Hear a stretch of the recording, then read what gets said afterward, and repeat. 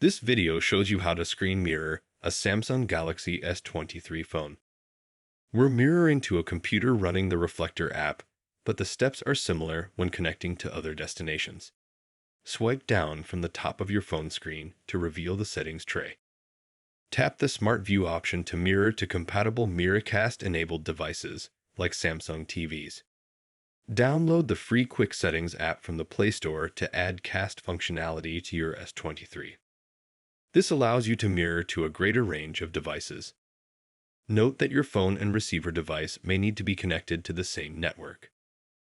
Use the screen recorder function in the Quick Settings menu to annotate your screen and add a selfie video to your wireless presentation session. If you're mirroring to Reflector on a Mac or Windows computer, you can connect multiple devices simultaneously, add voiceover audio and webcam video, and share your phone screen with remote video conferencing software like Microsoft Teams, Google Meet, Zoom, and more.